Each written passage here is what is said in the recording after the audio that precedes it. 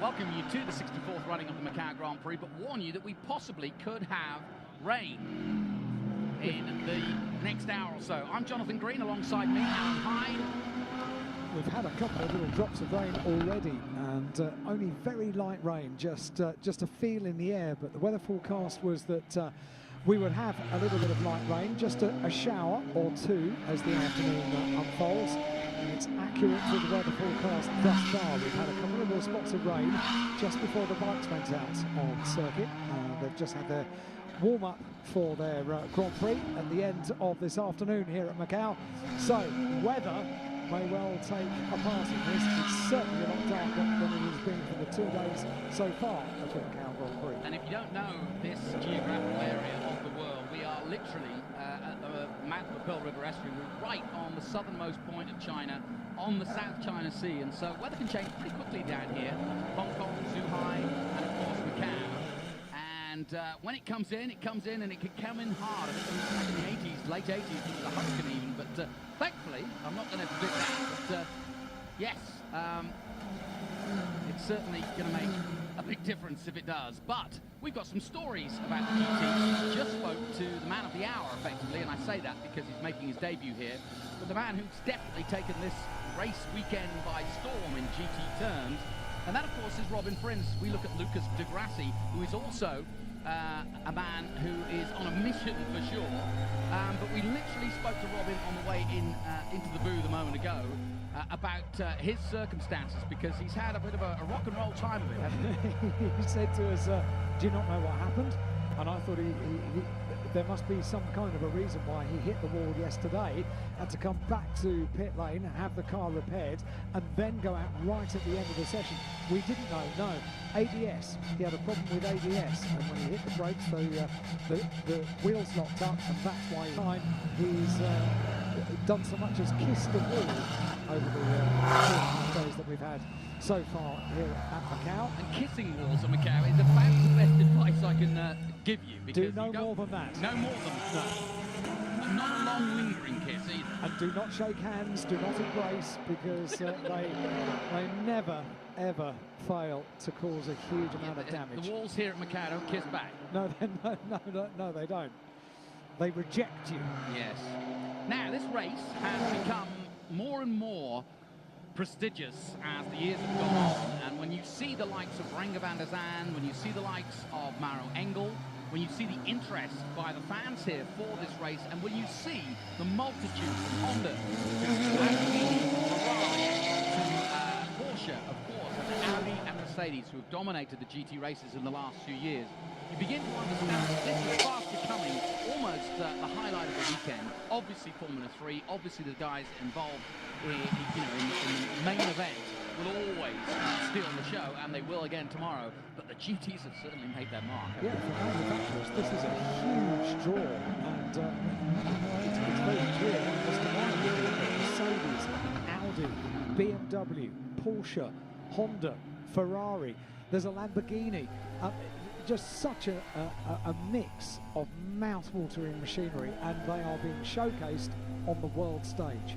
I'll tell you what, there's a lot of nervous people. I've just had a confirmation that there are drops of rain out there, and that is going to be a concern, because it's actually the worst possible scenario. If it was wet, you could deal with it, and you know it's going to be wet. But here, given the way the track is, effectively you can have a few drops of rain, and all that does is create a slightly glinty, greasy surface, and then it's just, well, it's like being on an ice-rendered roller skate. And it is a green circuit as well, because overnight, of course, these are the roads of Macau, so they get dusty. There's buses, there's scooters, there's bikes, there's cars, there's taxis, all sorts of everyday traffic.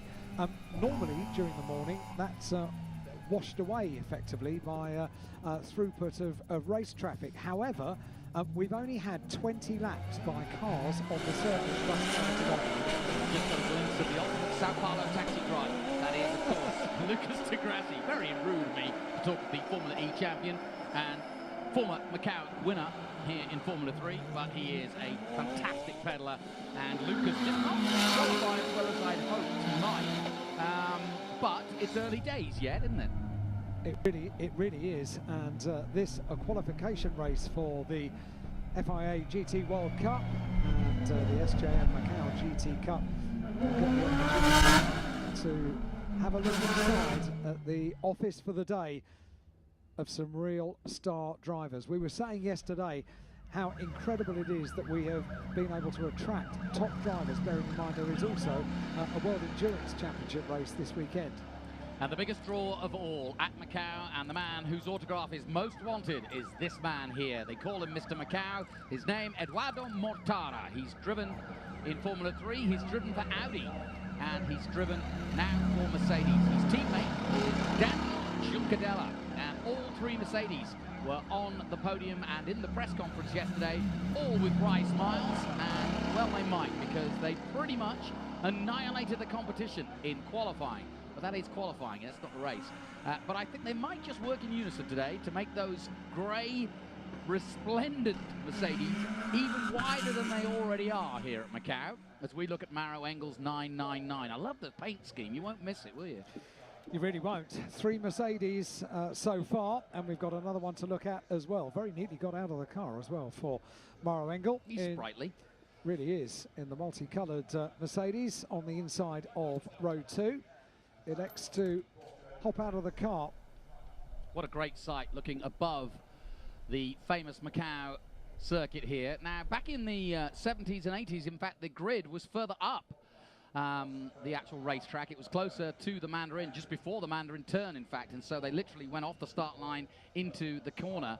Now, of course, it's much further back. We're at the exit of Arben, the last corner here, as we look at Raffaele Marciello, the Italian, making his debut in GTs, but not his debut here at Macau. So he knows the track, but he has put on an impressive performance for a guy who isn't a regular here. I'm well impressed, to be honest. I saw a quote from him yesterday along the lines of, "I absolutely love this circuit." How many times do you hear a race driver say that? No, there isn't one that hasn't. I haven't anybody said, yeah, it's pretty dull, really. No. That was an uneventful race. Yeah, not much going on in Things you won't hear at Macau. Yeah, something to talk to. I mean, how about talking to the bike riders about here? Exhilarating at all? Yeah. Couldn't agree more. We just actually spoke to Sergio Sette Camera from the Formula 3 race, and did just ask him, do you like it? Yes, I absolutely love it. It's pretty much the response that you get from every single driver in whichever discipline. They love this place. Glowcam doing a really good job of giving us an insight onto what it looks like on the inside of these cars. And look, you can see the gearbox on the digital display, the revs, what he's got to work with, when to change gear, and as you can see, third gear at the moment, and of course we'll see more graphic illustrations of how the gearbox works and when they change gear as the race goes on. But that's a fantastic shot on the number 11 there, and we'll be seeing more of that as the race goes on. But it's helpful to us as well, because we know exactly what gear they're in, and yeah, what they're up to if there's a problem. So just threading their way through a busy grid, 10 rows in total for the FIA GT World Cup qualification race, and that is the 18th BMW art car. Now, it may look a little different to the normal BMW art car. Now, it may look a little different to the normal BMW art cars. Shame he couldn't get any sponsors. In that you can't see any art. It is carbon fibre black. Come on, get your app out. All you have to do is download the BMW 18 Art Car app. And if you're lucky enough to be here at Macau, you point it to the rear of the car and you see all of a sudden lights appear around the car. An artwork by Chow Fai, a local artist who will be here this weekend at Macau to cheer on Augusto Farfus in number 18 art car. Download the app. Yeah, and I've had a quick look at yours, and it looks like the Northern Lights, because it actually lights up. The artwork is actually above the car. Augmented reality is what it is, and the next generation of BMW art car. I think I might have to invest in that for myself. I need some augmented reality for my lighting. I'd quite like the BMW, to be honest. Either one. And Augusto Farfus, he's well, there's certainly a reality for him, and that is not augmented, because he is a very fast peddler around this circuit. So watch out for Augusto Farfus, the fast Brazilian, as we take a look at... Run by Schnitzer, of course. Run by Schnitzer, the famous BMW team who have had such, well, they're probably the most successful BMW team in the history of the event. And it reads like a who's who. Jochen Wilkehock, Emmanuel Pirro, who's here this year working on the event. I've seen him once, actually, but Emanuele is here. We've just looked at the row racing entered BMW. Tom Blomqvist, row racing have had a good deal of success around Europe this year, racing with the BMW M6. Tom Blomqvist, of course, who's been completing his 3rd year in DTM. What about Pommer the Bomber today? He looked very good in qualifying. On the outside of row 4, and then back to Laurent Vantour, winner of this race last year. Laurent Vantour this year in a Porsche. I noticed as I walked in this morning, he'll be signing model cars. Yes, I know. Outside I took today. a picture myself. Yeah, I was really surprised. So the drivers make their way out of the paddock and sign model cars. Yeah, which is actually quite a nice little prize, because if you want a sort of souvenir of Macau, and by the way, there's a lot of merchandising this year that's quite different than before. So I advise you to come into the entrance, and before you come into the track, have a look at that. There's Lucas de Grassi's car. And there is Lucas as he's out of the car having a bottle of water. We're just above him, actually. And Lucas definitely one of the favourites for this weekend. And like I said, he won here in Formula 3 back in the day. Here's a man who won more recently in Formula 3, Felix Rosenqvist, the young Swede. There he is. And the only Ferrari in the field today. You want to do some interview later? Or? No, I don't think that I don't.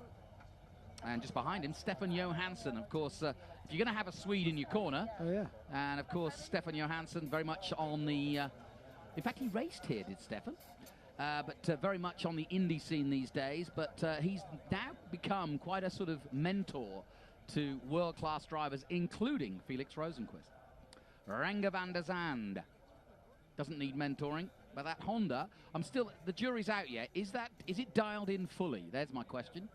I think we can continue to see moving up the order as the weekend goes on. It's fantastic that Honda have brought that car here to basically attract the lenses of the world this weekend. It's a beautiful, beautiful car. Marco Wittmann, double DTM champion, is next, 13th in qualifying, car number 91, double DTM champion.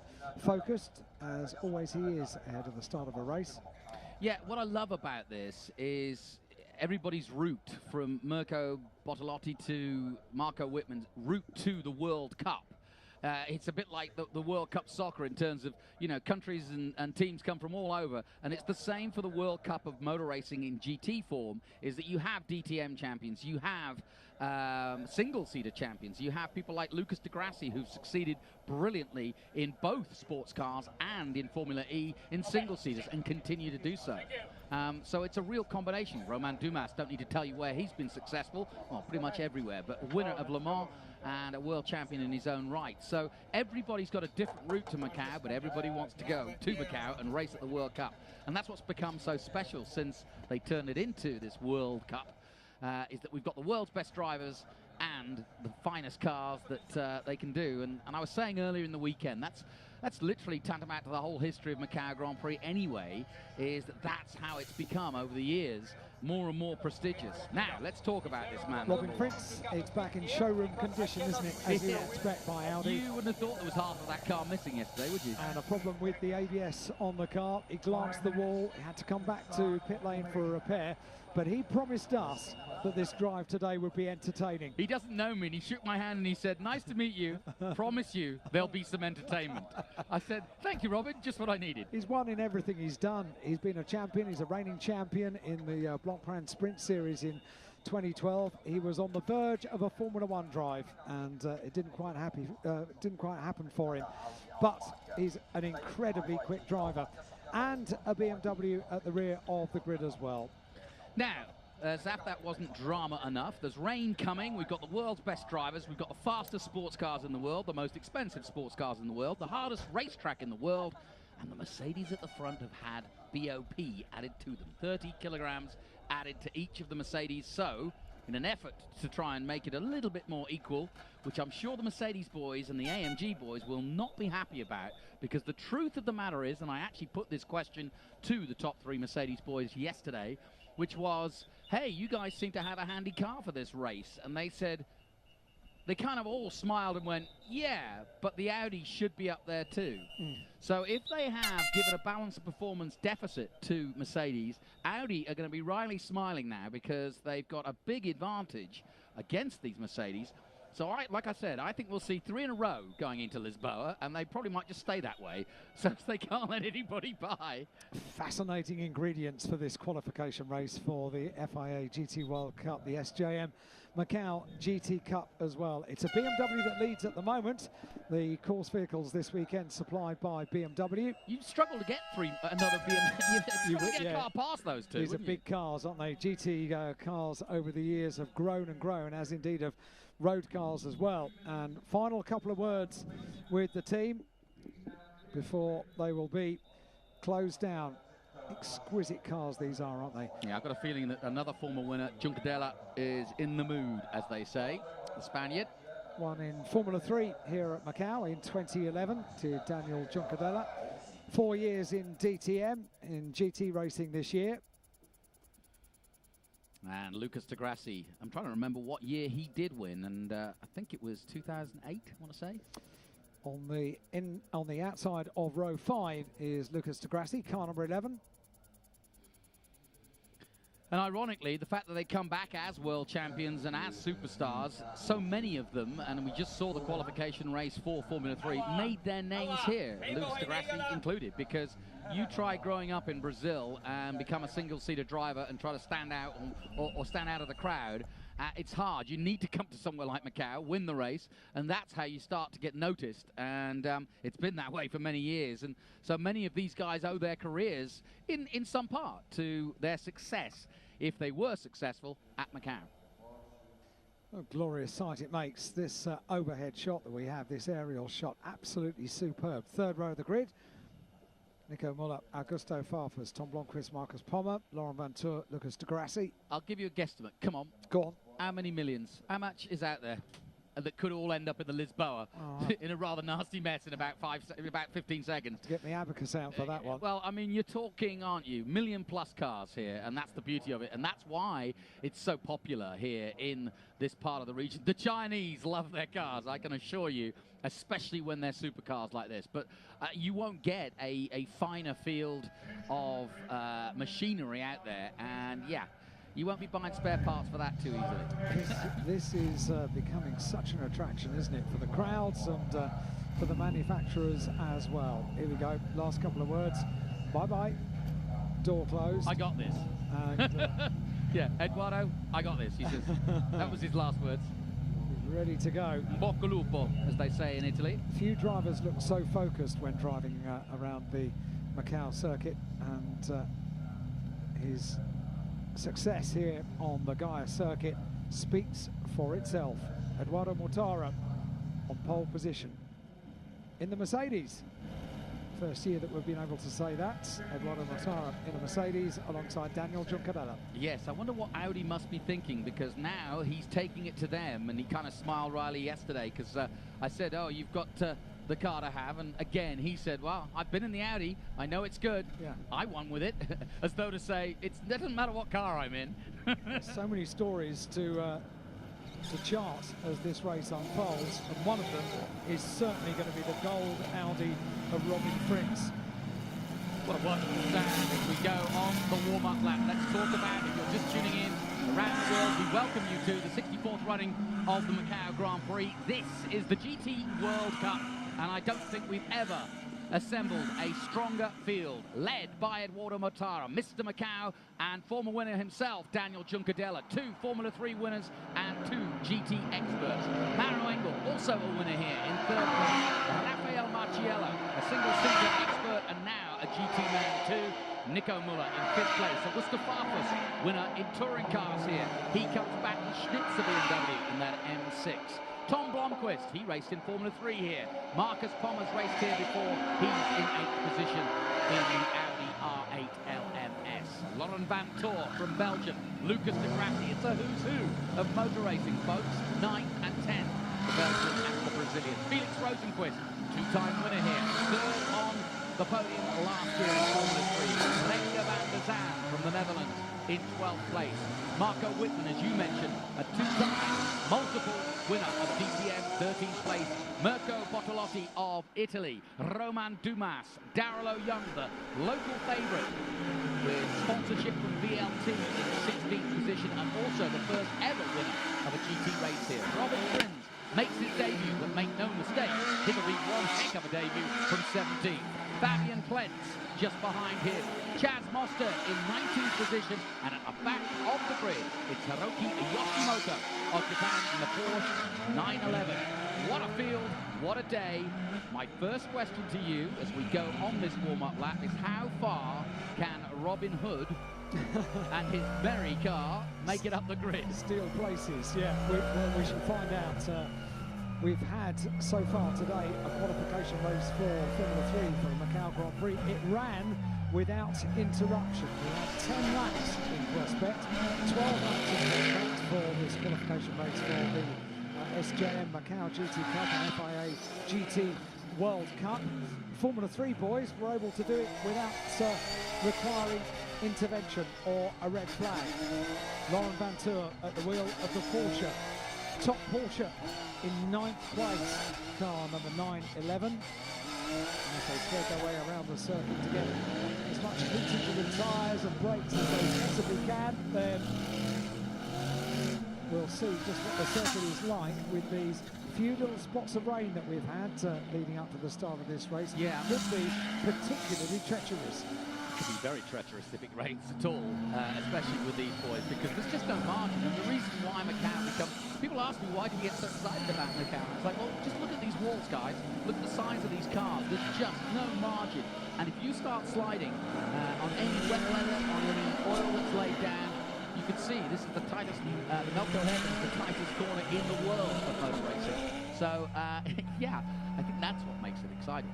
It really does. Here we go. We're about to find out what will happen first of all at the start, the first start of two that we have this weekend for the GT cars. This the qualification race tomorrow. Of course, we look forward to the big race, the main race, the FIA GT World Cup here at Macau, and we look back to the pole sitter for the time.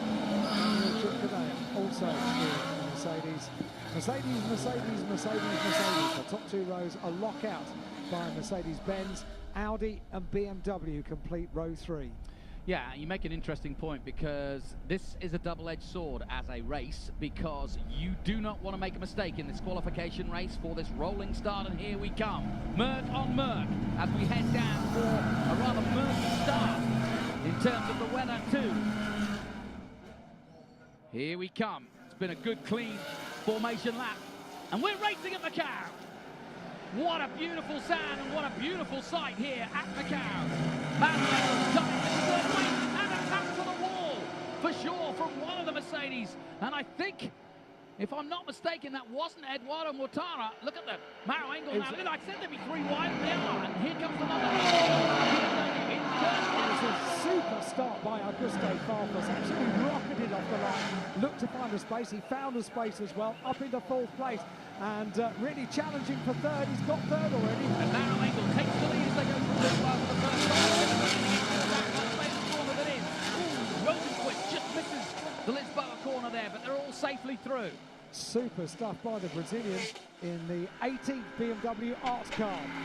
Mauro Engel leads up into sector 2. Now this very, very tight. They're so wide, these cars. And the walls and the barriers get so close. They never look quite as close as when they've got GT cars racing. In a single line, they all go through. So a few little skirmishes. But pretty much everyone seems to have got away with this. Eduardo Mortara there in 2nd place. Augusto Farfus in 3rd. Mauro Engel from the inside of the 2nd line of the grid being the best of the starts. And it was Daniel Juncadella who definitely came together with the wall in the number 50 Mercedes. If we go back and look at the replay, if they do show us that, as we go on board now, he definitely touched the outside wall of Reservoir Bend. Doesn't look as though there's major damage to the car, but we'll keep you informed as to whether... Oh, no! Oh, mayhem! And there's millions and millions and millions of dollars of damage here at the mighty Macau. And that is one of the worst GT accidents I've ever seen here. And in the place, the city, that is a gamble. The lottery has absolutely come to an end. Right at the front of here is the 911, and you can see his frustration. Cars everywhere. Lucas de Grassi not even on the ground. Not on the tarmac. And not able to get out. Did anybody make it through? No hesitation in bringing out the red flag. The Yes, they did, look. course completely blocked. My goodness. My goodness. What were you saying as we walked across the bridge? Everything had been relatively clean so far today. Mm-hmm. I I rest my valise. Goodness me. 4 cars come through. Wow. Into pit lane. Now, we don't know... well, let's have a look at what happened, first of all. We haven't seen what happened. Augusta Farfus in 3rd place goes through, and it's at police that they come together, and it's Juncadella who may well have been the cause, because Juncadella now backwards, and I think he had a damaged car anyway, but Juncadella is the car that's turned round. The Porsche of, is it, I'm trying to see who it was. I think it was Laurent Vantour. It is Laurent Vantour's car. There he is at the front. Yeah, Laurent Vantour came through, and all the drivers are out and having a word. But obviously, nobody happy. Lucas de Grassi in the middle of your picture there. 4 cars have got through. Only 4 cars. Well, yes, but I'm looking back at the 99 still of the Tom Blomqvist. He's involved. So is the number 5. It just depends. The shot is not as clear, but I can tell you a concertina effect, given that you're coming down Moorish Hill into this right-hander, could mean that literally the whole field has been affected in some way or another. And I can also assure you that we've got a long wait for the resumption of this one, folks. But if you've just tuned in, you've never seen the Macau Grand Prix, this is not bad driving. These are the very best drivers in the world. I can see that Felix Rosenqvist is out of the car and okay. My first thought is that everybody's okay. Laurent Vantour taking a tour around his car. There's one of the Audi drivers, and yeah, this is a real mess. But what I was going to say, and here comes the cranes, so it won't take them too long to start to extricate them, but it just depends how further back how far down back the this field goes. Yeah, I don't think we're going to be able to get a camera angle that will show us the tail of the field, so therefore we can start picking out and working out how many cars are okay. So certainly we've got Nico Muller's car there, hard up to the barrier on the left-hand side of your screen. Nico Muller's Audi pressed up. It's a scene I've seen in Formula 3 many times, but never in GTs, not to this extent. No, we did say this the very, very tight section of the circuit, and GT cars get wider and wider, don't they, with every incarnation of a GT car. So the road completely blocked. So I almost can't bear to watch this. I know it's painful, isn't it?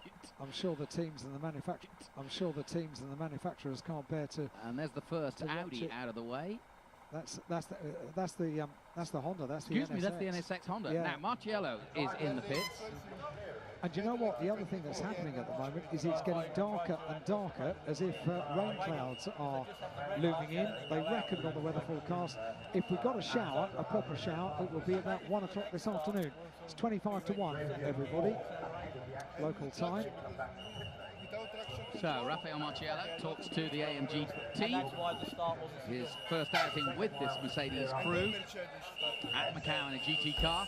And so far he's equipped himself pretty well. But now the tactics are going to go on, because amazingly, besides Juncadella, here's another look. So Farfus goes through in a third. There's Juncadella, basically I think the cause of the accident, unless Laurent Vantour was trying to go through on the inside. Yeah, which is a no-no. And it's only a guess. There's no room. It's only a guess. Look at this. As to what happened leading up to that.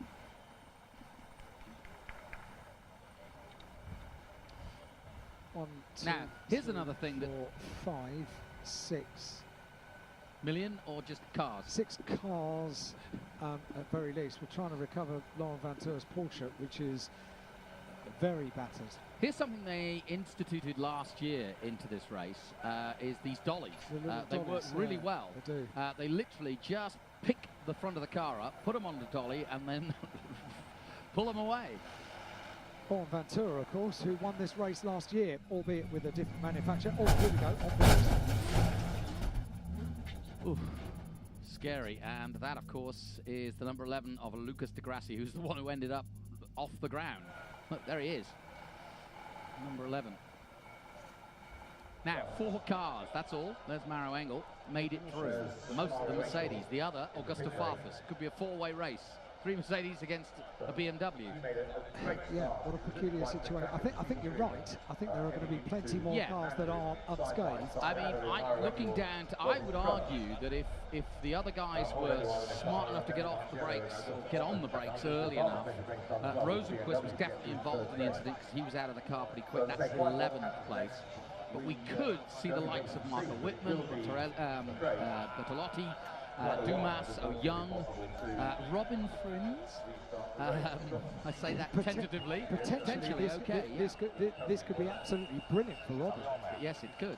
He needs a recovery. It was a tall mountain to climb from the penultimate row of the grid. But with, obviously he wouldn't want it this way, but with a number of cars not able to take any kind of restart, then a number of places can be made up very, very swiftly. Good news, if there is that, if there is any good news from this, as they take Juncadella's car out of the way. So let's have a look at. I'd like to see how Laurent Vantour approached this. We go on board with Laurent Vantour down the hill. Next is the right hander, and you can see Mercedes Jungadella in front of him. Okay, he was unsightly. To be fair, I'm not putting any blame on him. Jungadella had already hit police bend by the time that Laurent Vantour came across him. And so no blame apportioned, I'm afraid, if I'm going to put any blame in right now, and I don't want to.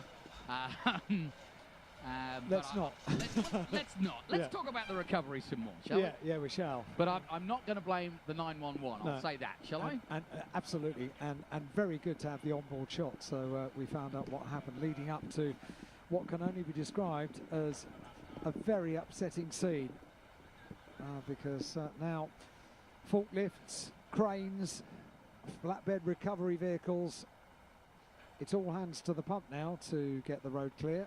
Imagine if you were a race fan and you'd never been to Macau and you were sort of saying, well, what's all the fuss about? Why do people get so excited about it? And then you witness that, you're like, oh, I get it now. It is interesting, and following such a clean and untroubled race for the Formula 3 cars, this was mayhem. Yeah, unpredictable, really. I did wonder if we might be... So, here we go. Here's a look down the pit lane at those not involved. One is Maro Engel, that's the safety car, in fact, the driver of the FIA safety car for the WTCC. So, he's actually not the driver of the car we're looking at, but that car we are looking at right here is Maro Engel's car. And he's okay, and you can see not a drop of problems for him. And got a very good start. And interestingly, people putting hoods on and umbrellas up. We have rain, folks. It's really dark, really, really dark. And the wind's just got up, so I've got a feeling it is raining. What could possibly go wrong? Yes. As you can see, the number 48 car is fire and clean as a whistle. Eduardo Mortara is okay. And Augusto Farfus is A-OK. This is the next car you will see. Number 18, the Stitzer BMW. And Charlie Lamb and the boys. So Farfus in with a great chance of perhaps making it. He made a really good start, did Augusto. And yeah, you'll see a few drops on the camera now. There's Charlie Lamb chatting away down. It's Callum Ilott. Maybe he fancies his chances. He's asking him what the fuss is all about. And there is one Group M car. Do you think he's coming through to gloat? Probably, yes. We didn't have a red flag. Yeah, it's your problem. We saw Raphael already out of the car, but that's his car. So we literally have 4 unscathed cars in the pit lane. I've never seen anything like this in all my years. We're looking at Chaz Mostert's car being dragged back. The 4th of the BMWs, and I've just seen spots of rain on the camera lens as well. Let's have a look at some of the sort of highlights of that crash. And you can see Juncadella gets turned around, Vantour's in it, several Audis, Lucas de Grassi's put into the sky because of it. The number 99, Tom Blomqvist, is stuck underneath. Here we go on board behind the 27. And a nasty, nasty picture for Lucas de Grassi. That was really not a pleasant sight. Luckily, not one of the fastest corners. They're just already in the wall. And I think he was pretty close to Maro Engel. That might have been the problem. It looks as though the VLT Porsche of Daryl O'Young also being dragged away. So Daryl O'Young, interestingly enough, was in 16th place going into that. We may get another look at the start as well to just see how badly the car was damaged for Daniel Juncadella off the line. A former Asia champion, Tim Sugden from Yorkshire, talking to Callum Islet. Everybody having a bit of a laugh because, of course, he drove for Group M, probably still does, Group M in Asia. And good to see Tim here, but Callum Islet, one of the interested bystanders here, watching what is going on in the GTs. Oh, a little bit of damage, only a slight bit of damage. It's a flesh wound compared to what's happened to everybody else. A mere graze. A mere graze. Yes, I don't think Mercedes on a day like this can be too upset by that scratch. Not really, no.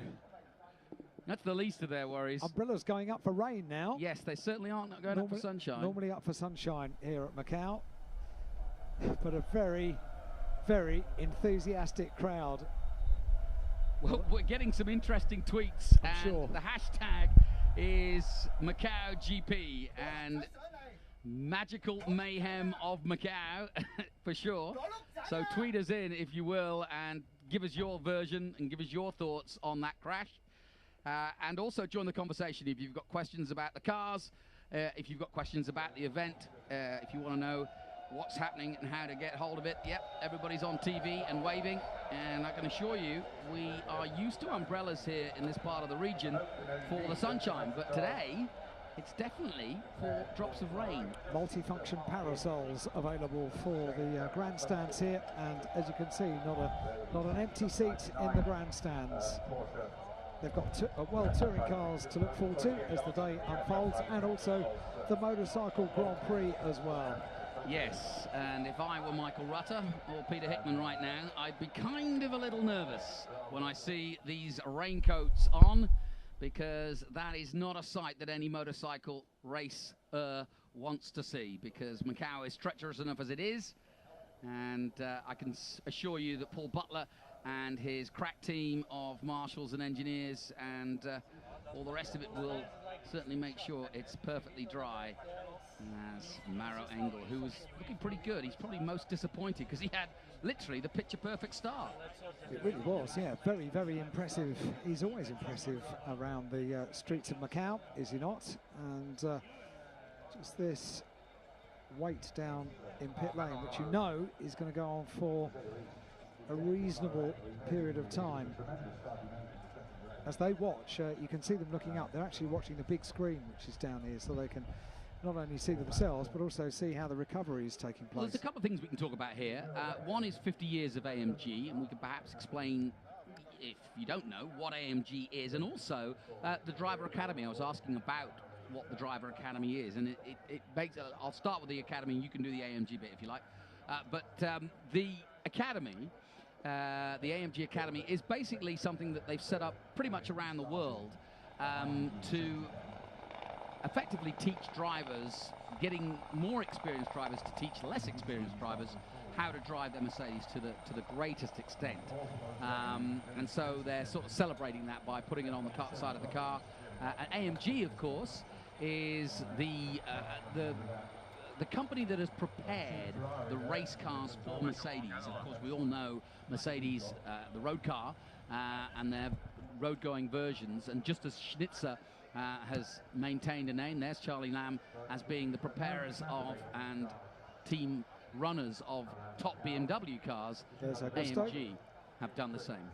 Augusto Farfus. I wonder if I point my augmented reality app at Augusto Farfus's race overalls, if I get lights appear around it, because that's exactly what happens with the cars themselves. There may well be opportunity to pop down to pit lane and have a chat to a few of these drivers. And the crowds here at Macau, well, they know that inevitably they have to wait for a few things, and this will be worth waiting for. Tell you what, Alan, why not stretch your legs, son? I will. Why not get out there amongst it? Can I have a parasol? That you see now, I'm looking at. There is one as well. We found an umbrella. Here's an umbrella. Oh, good work. Yeah, and you might actually go and approach Charlie Lamb. Well, actually not Charlie, but I would suggest you go down to the Mercs, have a quick chat with Maro, see if you can get yourself a drive. We'll make ourselves comfortable here. There's probably a few cars that you could jump in. My challenge, it's going to be the closest that I get to the BMW Arts car, so I'm going to use my app. I'm going to see the lights. Pay attention, 007. Yeah, there we go. Off I go. Right, well, we're going to get our cameraman to go and look for you now. Here's your brolly. You don't need a. You sure you don't need a brolly? Last words, famous last words. Then, so then, as Alan Hyde has gone to run and hide, we're going to continue our coverage here. And if you've just joined us, if you're on the live stream around the world, we welcome you to the Macau Grand Prix. And I have to say, this is normal fare, or it can be anyway, because when a crash happens at Macau, it is always devastating, both to the machinery and certainly the timing of the event. So we've had a huge smash at the start of the World Cup for GTs, and I've just sent my co-commentator Alan Hyde to get the latest news and first and foremost find out what we think and who we think will get a restart. It's going to be some time, but I will also say this, that when it comes to Macau, it's pretty amazing how quickly they can clear the debris off and get things going again. But that was a major spill. We look again at the artwork car of number 18 Augusto Farfus, and if any of you have watched touring cars here over the years, especially World Touring cars, Augusto Farfus, teammate with Andy Prio and many others, has raced here a bunch of times for BMW and knows it probably better than anybody else actually, and his record's second to none here. We were talking about Augusto yesterday and how I'd forgotten anyway that back in 2003 he was the F3000 Euro Series champion. So there you go, Augusto Farfus, before he was a touring car superstar, between effectively most of 2000 to 2010, 2011, before he turned to DTM, and that's where he's been. But in that time he's also managed to get a win at the Nürburgring 24 hours, second at the Daytona 24 hours. And yeah, Augusto definitely a handy man to have if you're going to take on the famous Macau Grand Prix.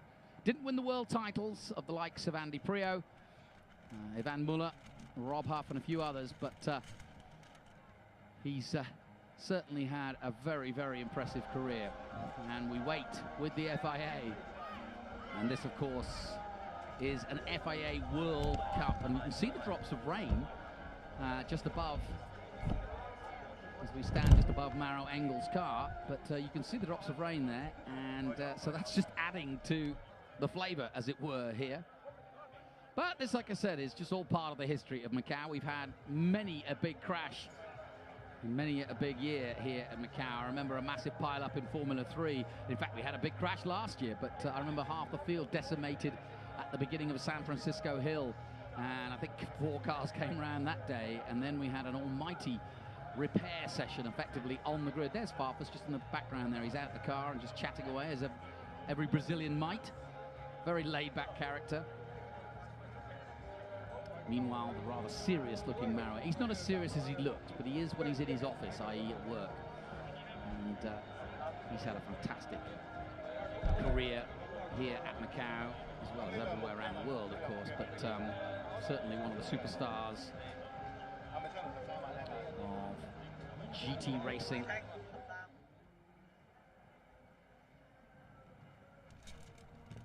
And I think he probably took a look at this field when it came out, and probably looked down it and went, this is going to be a tough race. He also raced in Formula 3 here, did Maro. His best finish, I don't think, in fact, I don't know if he actually got a result when he actually raced Formula 3 here, but in 2006 he was in the British Formula 3 series. He got a top 5 there. There's Eduardo Mortara. There's a lot of drivers who I look to here who started their careers in single-seaters and could have easily gone on to Formula One. Mauro Engel's one. Eduardo Mortara is absolutely another. And there's one of the cars. That's Chaz Mostert.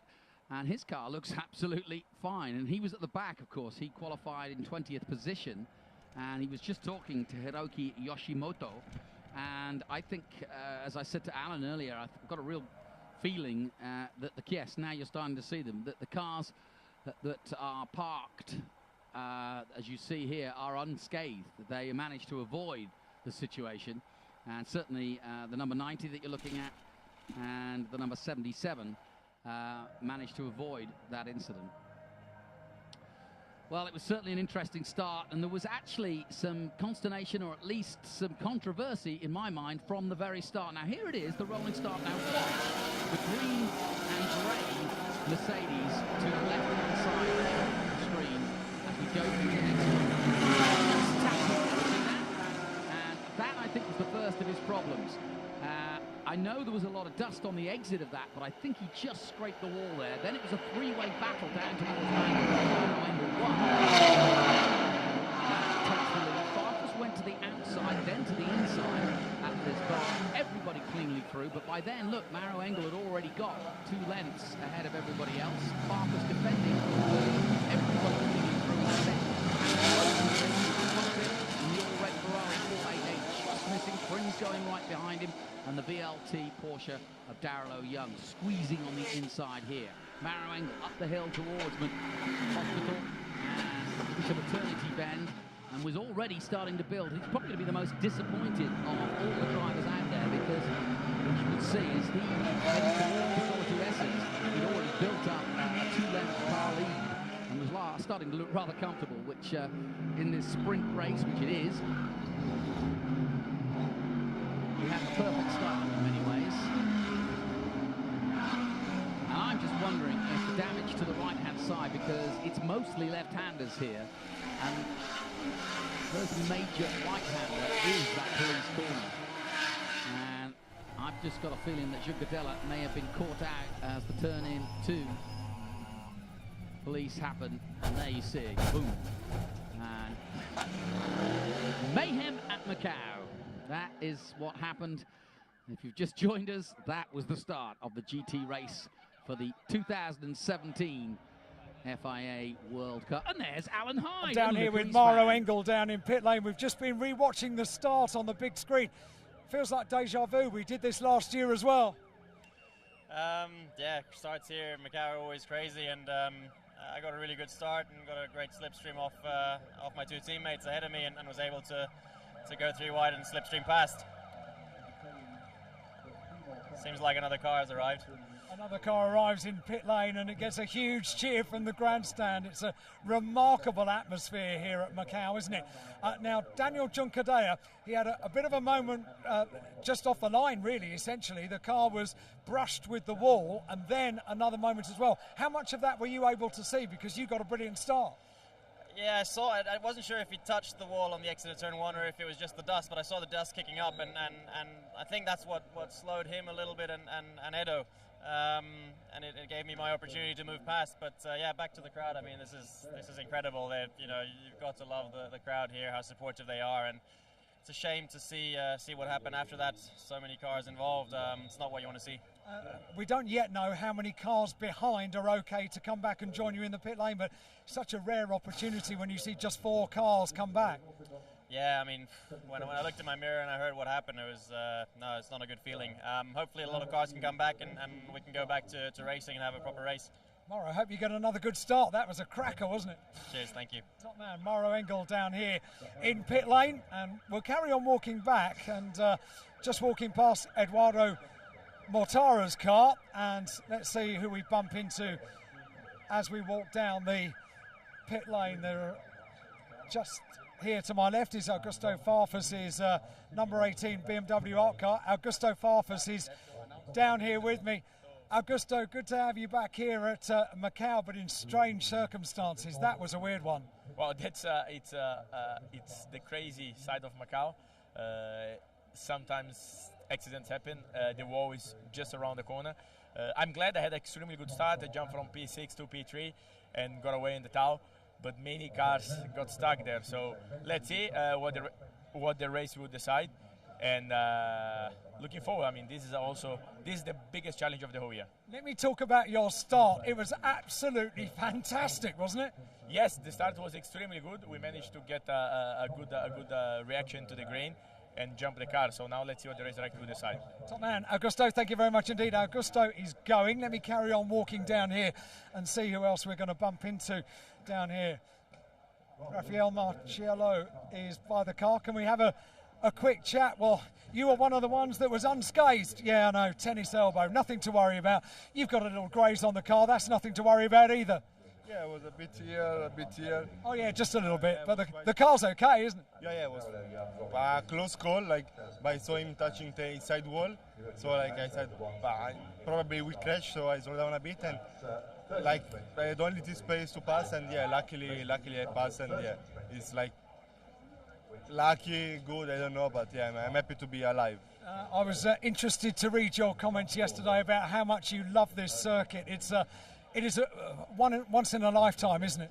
Yeah, I think like here, Bathurst, Nordschleife, all these kind of track are like really special and like quite scary also to drive, but I think it's where like a driver can make a difference and where like every driver at least once should like race. And obviously you know the car so well, you know the circuit so well in a Formula 3 car. How different is it in one of these GT3 cars? Yeah, it's quite different because like Mandarin is not flat like Formula 3. I think like it's a bit more fun with GT because it's like difficult. Like you feel the car moving, the road is much narrow. It's like with both cars, it's really nice to drive. Raphael, thanks so much for having a chat to me. We're about to have a look up at the big screen down here in pit lane, and are we going to? Raphael is still with me. Are we going to be able to see the replay up here on the screen? And he could take us through it. We're going to have a look at the replay up here on the big screen, Raphael. And just talk us through it. Yeah. I was already. So I don't know. I mean, I saw Iron Board before. I think of Van Dorn. You can see I was slowed down a bit, and I was really lucky to pass. So yeah. It's great having this big screen down here in pit lane. We can relive. The crowd are reliving it as well. Good luck with the restart. Thank you. Thank you very much, Rafael Marciello. We're going to carry on walking down what is a very, very busy pit lane, and Robin Fritz's car is being worked on. His is the next car down here in pit lane. Look at this. Let's have a good look down here. They're working away on the left front of the car. And are we going to be able to find Robin? Where is he? Let me have a look around. There he is. Come with me, and we can just get through the crowd. Can dive in and have a chat to Robin Frintz, who's busy chatting away. Right, Robin, first of all, welcome to Macau. Hang on, we've got a cameraman here. Just behind you, pantomime down here in the pit lane. Robin Frintz, welcome to Macau. First time out on track, absolutely fantastic. Second time out on track, a bit of a problem. Tell us about the problem. You mean in qualify? Yeah, everything went well in qualify, the first lap, and then the second lap, the first official push lap. I braked in the second to last corner, and the two front wheels locked up, and I was just a passenger heading to the wall. So it was a big shame, as I think a front row maybe, but at least top 3, top 5 was possible. Did you expect to go as well as you did, fresh out of the box as a rookie coming to Macau? No, it was a new experience for me. I came in fresh, so no thoughts, and I had no pressure on my shoulders saying for me I have to win. I just enjoyed myself, and as long as I'm enjoying myself, I'm quick. What have people said to you about Macau before you came here? Everyone's full of advice, aren't they?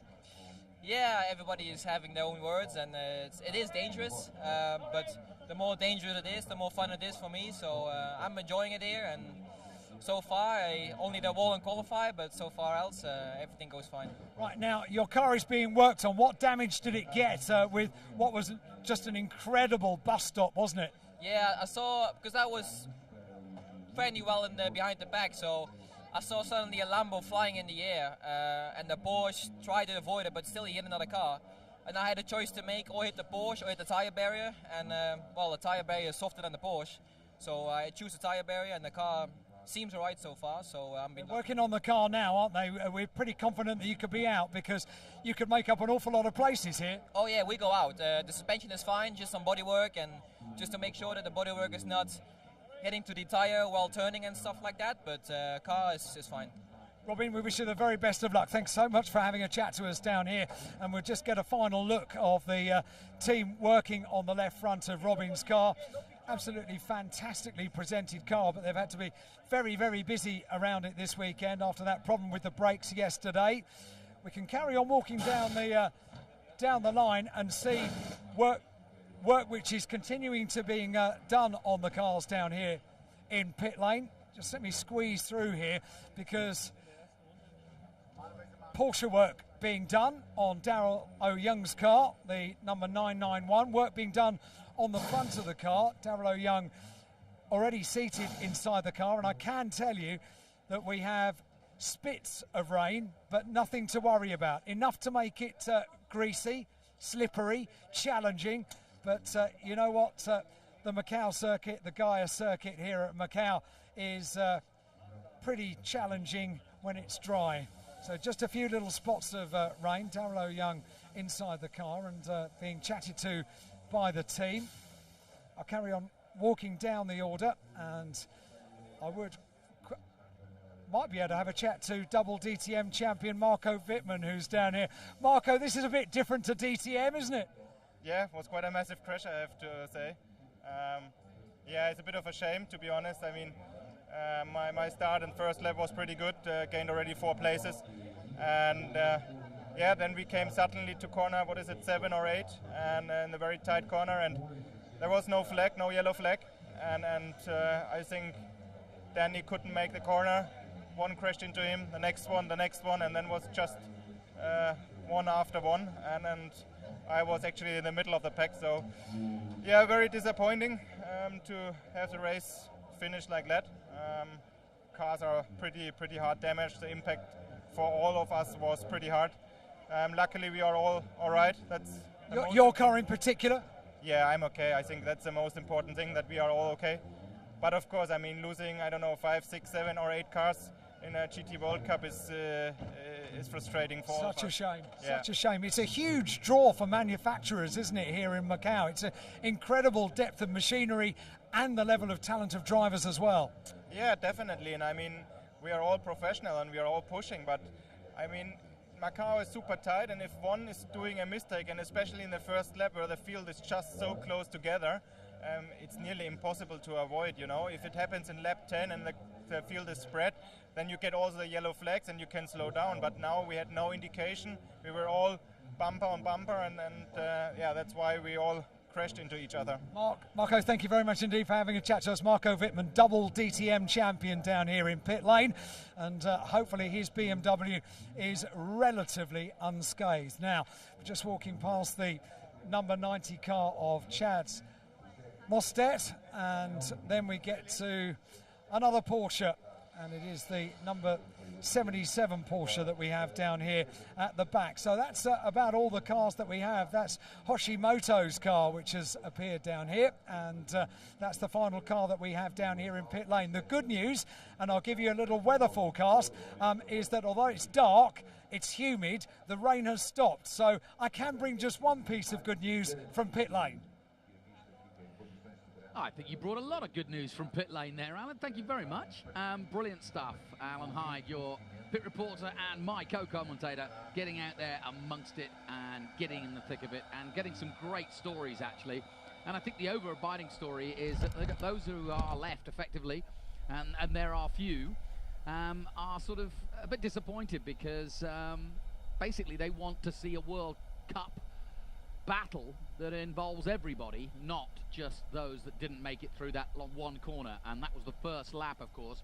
Here's another look in slow-mo, and you can see that there was just no way. Marciello got through, but there's no way that Laurent Vantour, even with the skills that he's got, could have made it through there. I said that Mercedes were a pretty wide car, and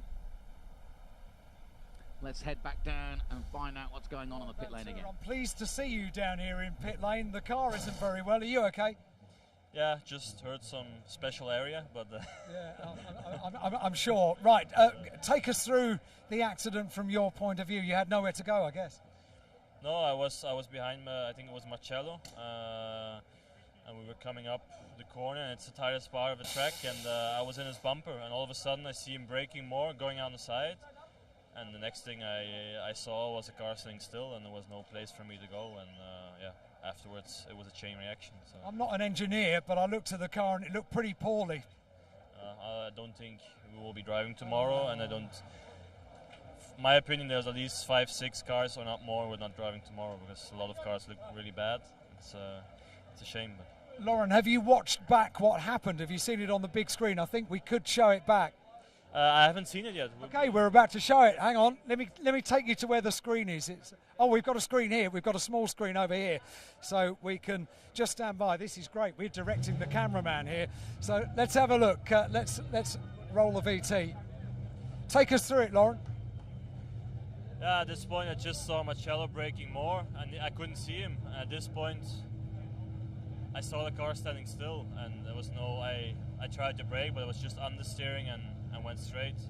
I couldn't do anything, and then I just got hit from beside, bam, bam, bam, even more, and it's Macau. There's nothing you can do. It's there's room for one car over there, and you're blind. Every incarnation of GT cars, they get bigger and bigger, but the Macau circuit gets no bigger, does it? No, it's a shame. I absolutely love coming here. It's my favorite place on the whole world to come and race. But it's been a pity that the last 2 events were last year was my fault. This year it's again a drama like this. It's a bit of a shame for the race, but yeah, it's Macau. You're or a hero or you're on the wall, and that line is very, very thin, and it happens so much. You have to be lucky, and then something's gonna happen. Final question to you. You must have been looking at the weather as well. We all were. There is a weather forecast that maybe was for rain. What were your thoughts about rain on the Gaia circuit? I would have loved to seen it because I don't think we were in a position to win in a dry unless something's happened. And the Porsche is good in the rain. I love racing in the rain, and this track is already a challenge. Challenging this in the rain will be the biggest challenge you can find, I think, and I'm always open for those challenges. So I would have loved to do it, but it was drizzling a bit, and I was hoping for it, but it doesn't look like it's coming true. Lauren, I'm sorry that we talk in these circumstances down in pit lane. Lauren Van Tour down here in pit lane. We shall continue to seek out drivers down in pit lane. Good work, Alan. Thank you so much. You're listening to Alan Hyde down in the pits and amongst the debris that is left of our FIA GT World Cup 2017. We've had a huge smash at Police Bend, and unfortunately a lot of the field will probably not be able to make it out, and more importantly, many of the favourites for this race. That said, this is Macau. It's a street circuit. What would you expect when you hurtle these amazing machinery at the walls of this famous circuit? It's been the way for many years, and it will be the way for many years to come. It's part of the excitement. We think, though, we should be getting a restart in about 10 minutes, and I can see that Mauro Engel is starting to prepare himself. And Eduardo Mortara, obviously, Juncadella will be out. Mauro Engel will be in. Rafael Marcello will be in. Not sure about Nico Muller, but Augusto Farfus definitely will be in. And, well, it's going to be an interesting restart for this one. Let's head back to Alan Hyde, see who he's got now.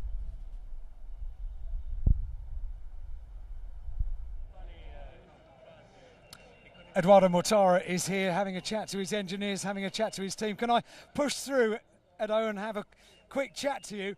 Well, my goodness, you've seen just about everything here at Macau. Have you ever seen anything quite like that? No, it's the first time. It is the first time. Tell us about your start, first of all. Well, basically started at the green light, and then I guess that my teammate wanted to anticipate it a little bit. And in order not to crush it, I mean, he passed me at the line, and then obviously that was a jump start, and then went into the first corner side by side. Didn't want to crush with him. so I had to back off, and then I had some other teammates like trying to overtake me like from 1 to 2, and we were 3 side by side, and I back off in order not to crash. So yeah, it was a pretty intense first lap, but to be honest with you, I mean, last year it wasn't really that much different, but I had a big crash, and now I'm just going for it for the remaining laps of the race. I've just been given word that you need to go and get ready because we're about to get a restart. Good luck, Eduardo. Thank you. Thank you very much indeed, Eduardo Mortara down here in pit lane. Yep, the team bashed me from behind and said that's enough time with Edo. We need to get him ready for the restart. So we've got a clear track now, and that's about it from pit lane. Perfect stuff, Alan, and we'll get you back up here as soon as we can as we look again at the start of the original start. And as you can see, the two Mercedes, Mortara was describing, he didn't get anything right-hand side, just scraping the wall slightly. Then it was a three-way tussle by Mercedes for the first man into Mandarin, so to speak. And that man was on the right-hand side, sparks flying up, Marco Engel. 18, came around the outside in third position. Twist in the all-red 488 Ferrari was in the mix down through the field, but it was Maro Engel leading the field into pretty disappointed. A little bit of coming together, one of the BMW M6s just tussling for position through Lisboa, but everybody safely through, and that was the start. But then things went from bad to worse. As they went through the mountain section, as we call it here at Macau, Maro Engel was building on his lead with a Mercedes 1-2 BMW in third position. Then the two more Mercedes, one of Rafael Marciello and the other of Juncadella. Now, Juncadella there in third place, just behind Farfus, was trying to put some pressure on Mr. Farfus. There's Robin Fritz, who made up in place for two. Back Yoshimoto and Darrell Young. But as they made it down through the Solitude S's and finally down Callao Hill towards Police, everything seemed to be going swimmingly until this moment. And it was this moment that, sadly, Juncadella hits the wall first, and everybody else just a massive pileup, one of the biggest I've ever seen, certainly in GT terms, at the Macau Grand Prix, and that is how we stand, folks. But as you look at the gambling capital of the world, I've heard that this place takes more than Vegas in 1 week than anywhere else. So Macau certainly has become one of the great gambling capitals of the world, and the circuit that pervades its racing is also just that, a lottery. And you never know, you can never predict what will happen at Macau. But as Maro Engel straps himself in, the German, with his Group M Racing resplendently painted Mercedes, gets ready again for the restart. A rolling restart, possible damp conditions, certainly in certain places of the track. We don't know just how wet. Didn't get the feeling that we were getting too much. We'll get an update from Alan when he gets in here. I'll check his shirt, see how wet he is, and see how much drizzle has got on him. Eduardo Mortara was cool as a cucumber, wasn't he? Amazingly long front car, isn't it? It looks as though it would be a handful to drive, but those that have driven that car tell me that it actually is a very sweet handling car. It just looks like it would be a real beast to drive. I remember when they first arrived, the all-green beasts, as I called them. Same with the BMW, to be honest. It looks like a very long front car, but it too handles very well. And of course, when you're talking about the likes of the engineering of BMW and Mercedes, they're not going to leave that one to miss by any means. So it looks as though we are going to have a cracking German battle between BMW, Mercedes and Audi. And I think Robin Fritz will be able to join the fray. He was a long way back. He managed to make up a couple of places. He got down to 17th place, but as you can see, his car unscathed. And the Dutchman, representing the German mark, could well be a factor. And will he be the golden boy in the golden car?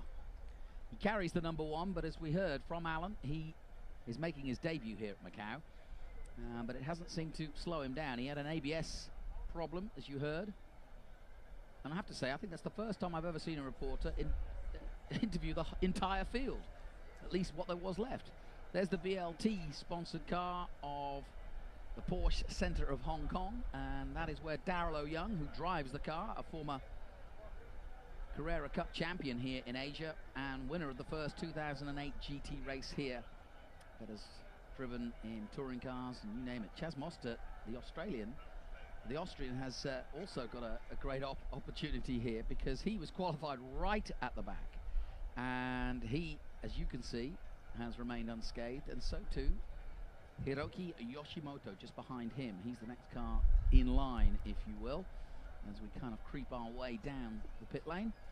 And there is his car. Alan Hyde has made his way back to the booth. He doesn't look too damp, he doesn't look too wet, he looks as though he's rather fresh, actually. There are spots of rain back in the air again now, you know. I was just saying, I wonder how wet it is or how wet it's going to be. Yeah, it's very, very humid. So you didn't get a drive then? No. Probably just as well, I think. Well done, mate. Never easy in those circumstances, because they're not usually in the mood to talk. But really, most of the guys you spoke to were just kind of phlegmatic about the fact that actually more disappointed than anything else. These things happen, yeah. And it's to be expected at Macau. My biggest disappointment of going down to pit lane was that I was so busy having a chat to people, I didn't get a chance to go augmented reality on the BMW Arts car. Well, really sorry about that. There's a whole weekend left. I've let myself down, I've let you down, I've let everybody down. It's all right, there's time.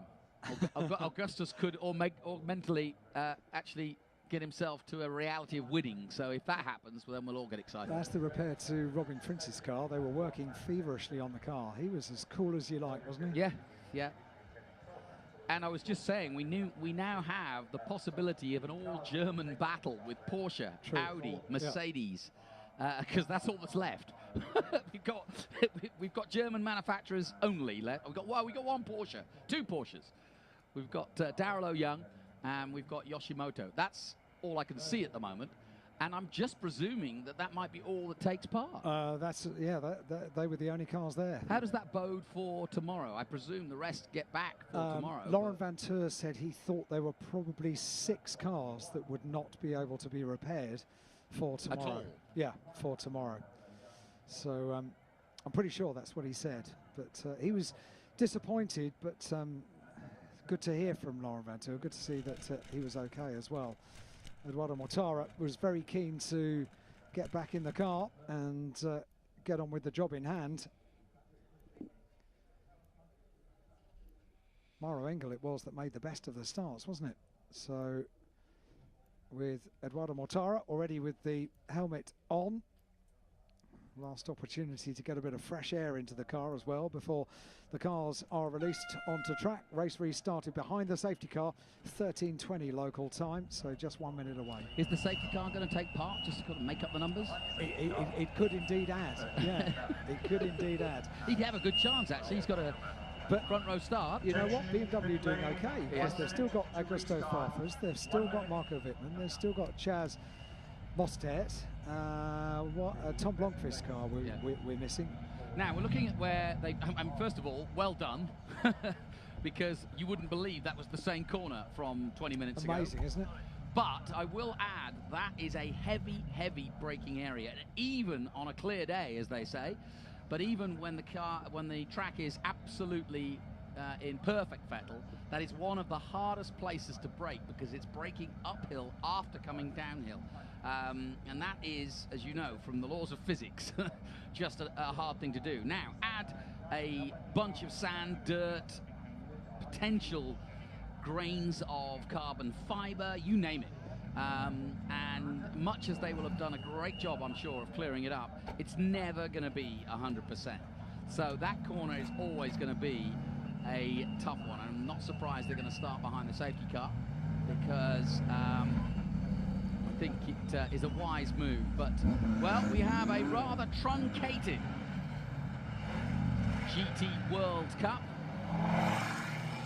And I just wonder what Robin Frins is thinking to himself now, because 1 minute he was nowhere, and if you saw free practice, and many of you wouldn't have done, but Robin Frins was probably one of the top 3 drivers in terms of speed and accuracy. He was supreme, wasn't he? Yeah, and he was about to vie for pole position before he had a problem with the ABS and threw it away. And I tell you another man who might do something here, and that's Darrell O'Young. The Porsche isn't the perfect car here compared to the what happened to Engel? And music for relief, he might need some. Oh, this is very perplexing. Oh dear, more drama indeed. There wasn't even the vaguest hint or suggestion that there was something wrong with the car when I was down there. There was no... Well, they brought a battery out. Maybe they need to, yeah, maybe they were pushing him and he just didn't get it going. But they're pushing him back, that's for sure. But now he will, to be honest, it's not, if they can get him going, it's not too much of a drama, because he'll just start from the pit lane, from this line here, get the car going, and he'll just, you know, he'll go on to the back of the 7-man grid, which for him shouldn't be too hard to navigate through. Are we sure whatever problem there is has been rectified? Yeah. Well, we don't, no. No. Yes, about time to call 999 then, isn't it? Emergency. So, we await the restart. In a bizarre start, but not really if you've seen Macau out there a few times, to our World Cup of GTs. And now you can see them going through the incident, and there's no question. You can see them look twisting their tires, trying to get rid of the dirt and dust on those tires. It'll clean up as the race goes on, but for the first few laps, for sure, that is going to be a problematic area, and one where you have to be so gentle on the throttle on the exit there. You get that, and you're going to spin it round. Remember how much horsepower is involved here. So counting through, 1, 2, 3, 4, 5, 6, 7 cars in total thread their way around behind the BMW safety car. And let's get down to the nitty-gritty of where we actually stand, because certain things haven't changed, and one is the BOP. They added 30 kilos to the Mercedes. It would be a quite remarkable story, wouldn't it? You've got to think that BMW and, more importantly, Audi with Roman Friends have got to be thinking, hey, we've got a chance here, and likewise on Austin Fast. Well, particularly now we've got Mara Engel down in pit lane as well, and Juncadella.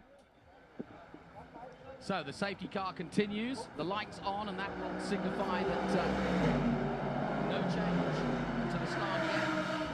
So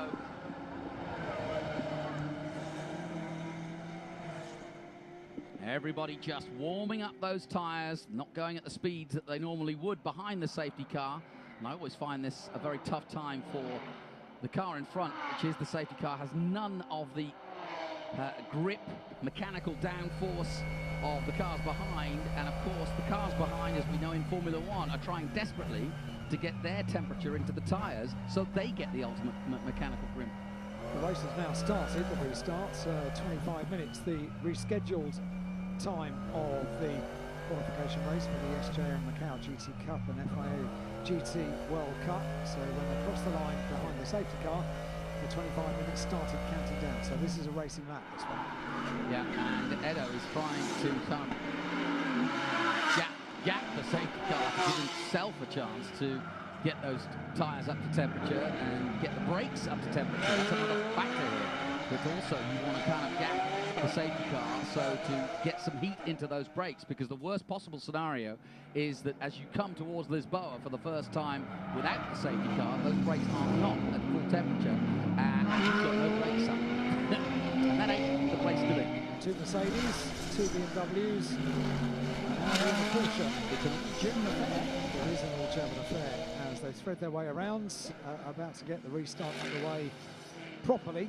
And as the last car comes through, the Porsche, they thread their way down to... Now the question is, has Maro Engel got out? I don't think he has. No, he's still down in pit lane, I think.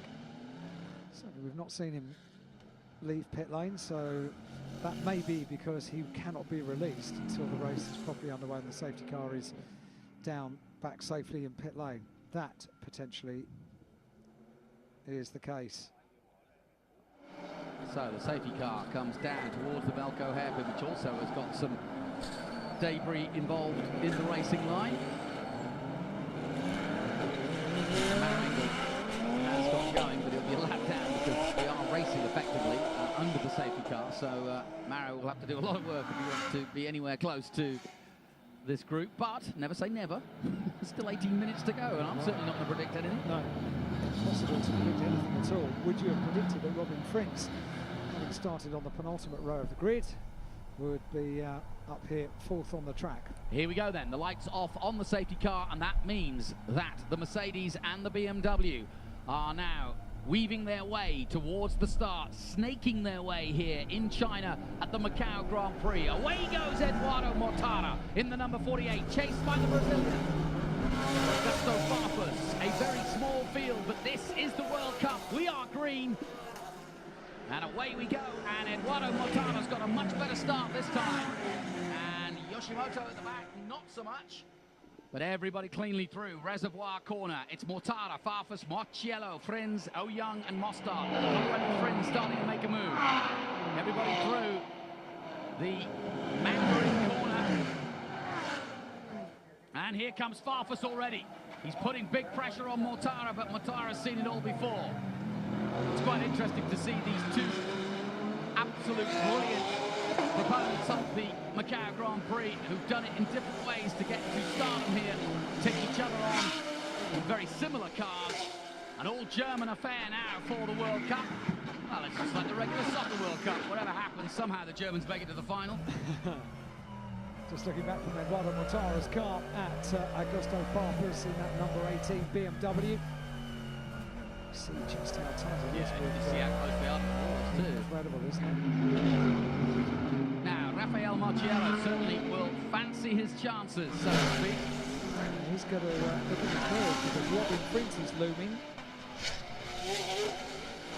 Good start from Edo, and he's going to try to break this, I say early on, there's only 16 minutes left, but Edo's going to try and put the hammer down early. Now, this is the crucial corner. You've got to be very careful under acceleration on the exit of that corner with the dust and dirt down, especially when it's all over your tyres from the get-go coming in there. Look at Frins go, though. He's up to fourth place, got ahead of the BMWs. They're leaving the Porsche behind. Through Donna Maria they come, second gear through here. No overtaking now from this all-course yellow through the Melco hairpin, and from this point here you can start to overtake again, and Robin Frings is in the move. He's started the move now. He's closed right up on the back of Marciello as they make their way down from the Melco hairpin, and that's exactly what he needs to do.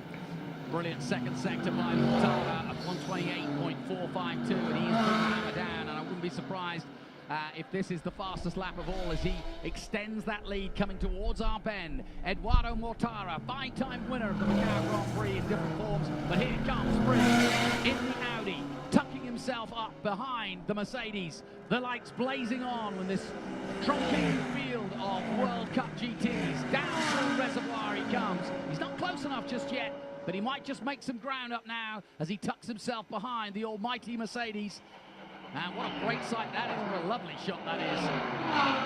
Through the Mandarin corner, lights blazing. It seems darker than it really is because it's only local time, 1:30 in the afternoon, but that's because there's looming clouds of rain as Augusto Farfus, Frins looks to the outside and is very close through Lisboa. He's got the lights blazing all over the back of Marciello, the Italian, as they head up the hill, the San Francisco hill, past the hospital, and down towards Hospital Corner. Meanwhile, as we look at the Audi of Frings in fourth place behind the Mercedes of Rafael Marciello, so too we've looked at Augusto Farfus. Not losing touch with Eduardo Mortara, 1.2 seconds behind as they cross the line. Look, that's where the BMW is compared to the race leader of the Mercedes. They come through this top section, twisty, tight section as we know. The BMW M6 with Augusto Farfus, DTM driver since BMW returned to DTM in 2012, is staying in touch with the master of Macau. Fair to say they're both masters of Macau. Yeah, they're pretty much the whole field have got some sort of accolade here at Macau, and so there's nobody who doesn't know it well and doesn't know what it can do if you get it wrong. I'm guesstimating that there are going to be 5, maybe 6 laps to this race, given we've got 14 minutes and roughly 2:21 a lap. Everybody else pensively watches on from Audi. to Porsche to Mercedes, and Robin Prinz again nudging ever closer on the exit of Melco. Down the hill they'll come towards Fisherman's, up through the gearbox. One more time, looking back from the Mercedes as he just glimpses through Fisherman's Bend, and Augusto Farfus flashing the lights at Eduardo Mortara.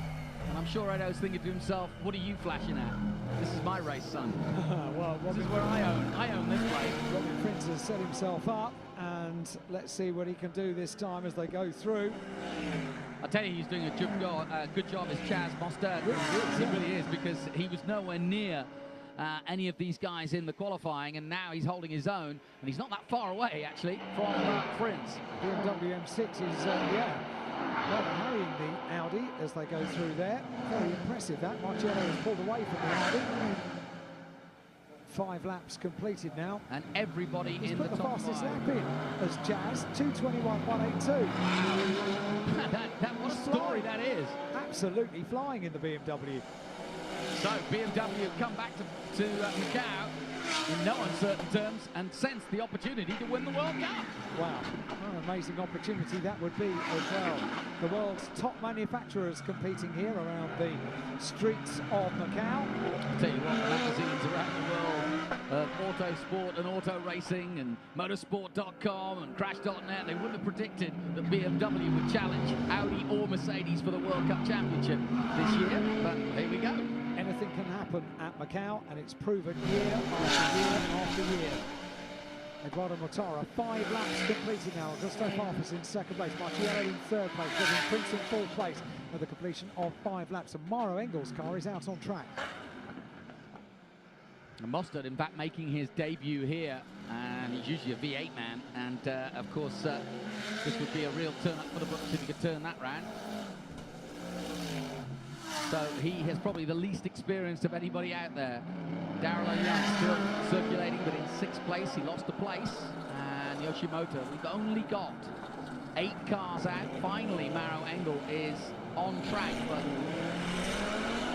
I suppose it makes it interesting because Maro Engel at least can do himself no harm by finishing this race. He'll start there for 8th position. And there's the boss of Audi Sport. And watching very pensively as he knows all too well that this could be a very different race than anybody could have predicted at the beginning of the weekend.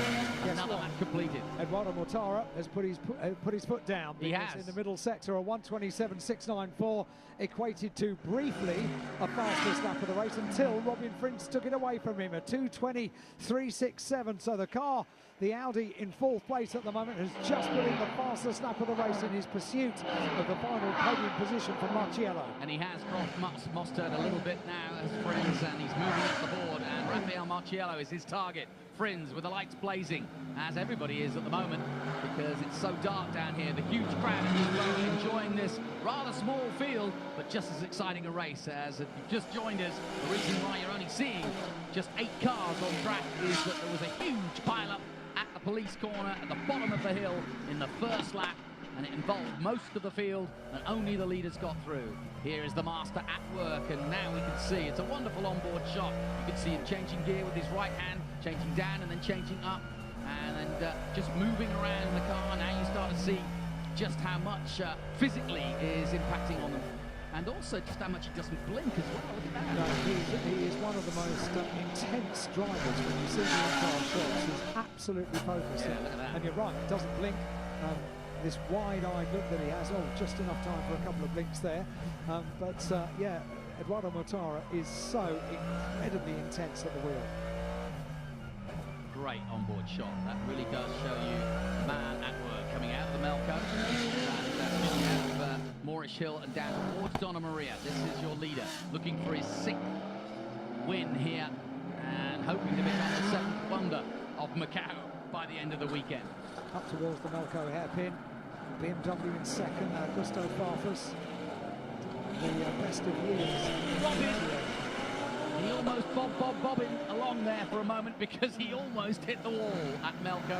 He's been pushing hard there, all along to try and get good drive out of the Melco hairpin, but he almost went a little too far there. Through Fisherman's Bend.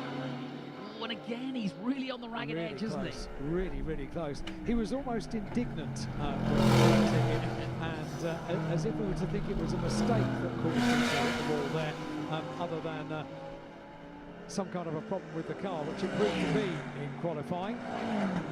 Eduardo Mortara once again puts in the fastest lap of the race on that intense lap we just watched, a 2:19.880 for Edo. But followed quickly by the Brazilian of Augusto Farfus, who also dropped into the 2:19s, a 2:19.938. Augusto likes that first section. He was putting in purple sectors again and again on the first section of the circuit yesterday in qualifying.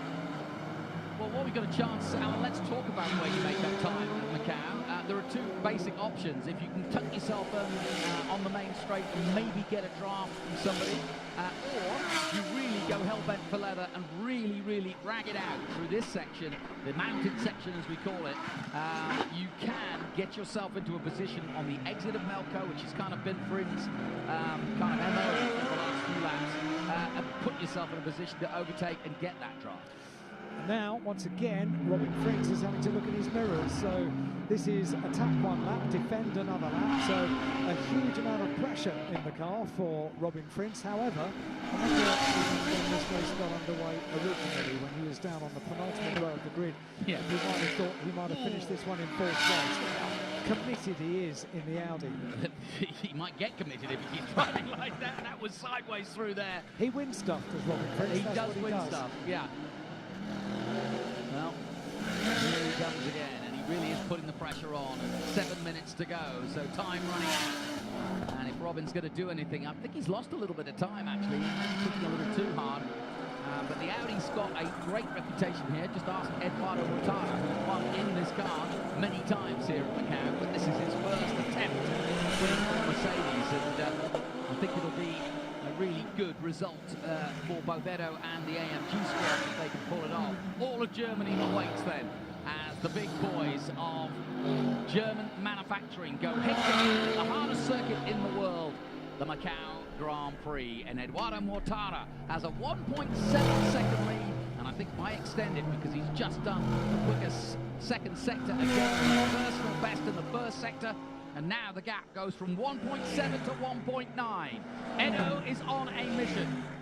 And Schnitzer looked to be on the podium because Augusto Farfus in the number 18 BMW M6 art car is still there in second place, 1.9 seconds behind Eduardo Mortara. So Mercedes, BMW, Mercedes, Audi, BMW and Porsche. That's the top six order. I think it was pretty impressive as well. Look at Maro Engel's time at 2:20 compared to a 2:27 from Yoshimoto. So he's 7 seconds quicker. Sadly, 2 laps down. What that problem was? Do you think it was just a battery problem down in pit lane? I don't know. Yeah, it looked like it because it just stalled. I mean, there's no reason. I don't know. We'll find out. There's the Brazilian in the carbon fibre art car. Next generation art car, the BMW of Augusto Farfus. So if he gets on the podium, we need to see lights above his head. It's a great idea. It's a great idea. Just search for it online and BMW art car. That's what you get if you point your augmented reality BMW art car app at the back of Augusto Farfus's car. So Mortara continues to lead, 8 laps completed, just about 5 minutes of the race remaining, and a completely unpredictable race this one. Who would have thought that we'd have 8 cars taking the checker flag at the end? Yes, in order to finish first you must finish. Yeah. That's what they say, but really not a lot of folks at fault for the accident. It really just was a pile-up, quite simply a typical pile-up at Macau. And whoever's fault it was doesn't really matter. There were 7 cars, most of the field involved in it, wherever you're tuning in from the Americas late at night to the early hours in the UK and Europe, or if you're here live in China watching it across the internet, we welcome you to the 64th running of the Macau Grand Prix, and you're watching the FIA GT World Cup qualification race. This just the appetizer before the main course, and well, we woofed it down quickly, I can tell you that, because we've only got 8 cars left. Across the line comes Eduardo Mortara, a 19.3 this time, just 3/10 quicker than Augusto Farfus. Across the line comes Eduardo Mortara, a 19.3 this time, just 3/10 quicker than Augusto Farfus, but enough to keep him happy and at least comfortable that Augusto Farfus isn't going to challenge him. Rafael Marciello, though, could perhaps raise a challenge. I think they'll have one more lap after this. Marciello currently in 3rd position. Trying to put some pressure on Augusto Farfus and make it a 1-2 for Mercedes. That's his job in the 888. Meanwhile, Robin Frins has, I think, settled for 4th place at this stage, and frankly, given what's happened over the weekend, both up and down for Robin, I think he'll be happy to be starting the 2nd race of the weekend for Audi in 4th position. No one comes away from Macau without a story, and Robin Frins' story, as you say, up and down. 6th place, Darrell Young in the BLT Porsche, and he's had some wonderful moments. A multiple champion in the Carrera Cup Asia, Darrell Young. He's been in World Touring cars, of course. He's raced at Le Mans, class winner there. And Eduardo Mortara, well, his Formula 3 career did not take him to Formula 1, but his Macau career has taken him right through the stratosphere in terms of notoriety. And when you get this car by this manufacturer, you know you've made it. No question that they picked him, hand-picked him to do this race on this day, to do this job. And he's doing it. It's like an astronaut. He's got the mission, and he's doing the perfect launch so far. And he's in his own planet for sure, because look at him go. Now, under pressure is Augusto Farfus, because Marciello is all over the back of him as they come down the hill again. And last lap for Augusto was 2:19.6, and Rafael was just slightly quicker, but only by a 10. But he might just be able to tuck himself with 2 minutes to go. That means we'll definitely get this next lap in. Maro Engel on the last lap with the fastest lap, 2:19.57. We're looking at the number 18 BMW art car. It is the 18th car, that's why it's number 18 of Augusto Farfus, with Raffaele Marciello looming ever bigger in the BMW's mirrors. On to another lap. 10 laps are in the book now. Robin Frins has put in the fastest lap of the race on that lap, 2:19.153. I think just about everybody has had a fastest lap during this race. I know, it's bizarre, isn't it? It really is. Comes. Trading fastest laps. And this is, of course, the last lap. Can Rafael Marciello do something here as they go into Lisboa? Sadly, though, there's really not a lot of places to overtake in this section of the track. He'd have to tuck himself right up at the Melco and make a challenge, but I don't think really it's necessary in these circumstances, and I think we will be, as we are right now, for the last lap of this GT qualification race. What a Macau Grand Prix. It's exploded into life with a sensational Formula 3 race, a brilliant touring car local race, if you will, and there's more to come. Ha! The motorcycles have yet to get onto the track, so don't go to bed just yet, folks. Or don't get out of bed just yet, because it's all still to happen here at Macau. And this just goes to prove that it's not a bad thing if you qualify on the back row of the grid, because Chaz Moster is exactly what he did. He was on the final row of the grid for the first start. He's going to finish this race in 5th place. And what a story for Eduardo Mortara. He came here not as a relative unknown, but as a typical Formula 3 driver, in terms of he'd made some hay in Europe and everybody knew in the Formula 3 circles who he was, but then he dominated. He dominated both races that he came to. He came back the second year, was back-to-back winner, and then said, right, I'm going for 3 in a row. But he went for 3 in a row, but in a GT car. And from there on in, he's never looked back, because he became, or got the moniker of Mr. Macau by winning 5 times in all, including a one-make Audi race as well. And so from there on in, Mr. Macau, as they know, Eduardo Mortara, comes to Macau once again, but with a new manufacturer, and he will take AMG Mercedes to victory here at Macau as he takes the checkered flag. Mr. Macau is back to winning ways. ways. After disappointment last year, he's done it again, but it's only the qualification race. Meanwhile, Augusto Farfus, who's also got a pretty splendid record here at Macau in touring cars, is now stepping into GTs with Schnitzer BMW, and so too Raffaele Marciello. The Italian takes third place for Mercedes, and Robin Frins, having started 17th, finishes fourth place ahead of Chaz Mostert in fifth, Darrell O'Young 6th, Hiroki Yashimoto in 7th position, and Maro Engel, who failed to get out of the pit lane at the start of this race in the Mercedes, crosses the line in 8th position, and he too is in the 219s. And in fact, if I look down the board, he did get the fastest. In fact, he just missed out on the fastest lap of all, and that goes to Robin Frins, but he was what, 7,000ths of a second off that fastest lap. So Maro Engel still on the pace. 8 finishers in total for our qualification race, and a number of cars will be hastily being repaired now. Looking forward to the FIA GT World Cup tomorrow, because so many of them damaged in that first lap incident. Such a shame. Such a shame. Only 8 cars taking the check flag. Maro Engel being the final one of them, as if we didn't have enough drama, not being able to take the restart and to start from the beginning. Wow. What are your thoughts? My thoughts are Robin Frins continues to be incredibly impressive on his debut at Macau. My thoughts also in that it's a very welcome return to Schnitzer to Macau. Yeah, that's good. Augusto Farfus second on the podium. And my final thought, Eduardo Mortara rules the roost at Macau.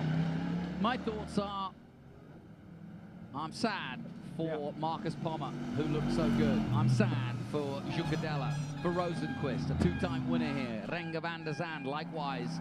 Marco Wittmann, Tom Blomqvist, Laurent Van Tor. We've been robbed of some of the finest racing proponents of these sorts of cars anywhere in the world. And sadly, well, I say robbed, we were today. Maybe not tomorrow. Could make things very interesting tomorrow. So let's look at the results then of the FIA World Cup qualification race. Mortara wins the race then ahead of Augusto Farfus of Brazil, Raffaele Marciello in third place, Robin Frins of the Netherlands in fourth, Chaz Mostert in fifth place, Darrell O'Young 6th, Hiroki Yoshimoto in 7th, and Maro Engel, the only finisher at the back of those top 8. So 8 finishers, but how many will we get for the start of the second race, the final race, the race for the World Cup and the Manufacturers World Cup, I may add, tomorrow? Hopefully we'll get as many of the field as we possibly can, but some, sadly, may be missing after that massive pile-up. It's been a fascinating start to the weekend for sure, and there's plenty more to come from the mighty Macau Grand Prix.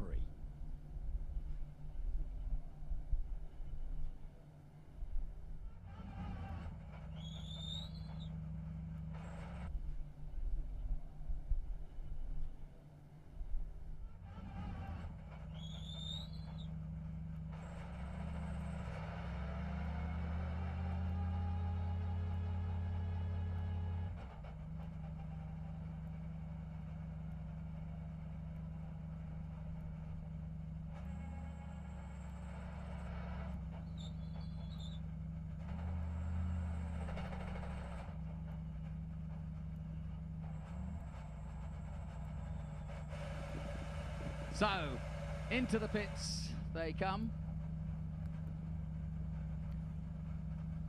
And Edo can relax now. Well, just about. Undo the zips, undo the belts.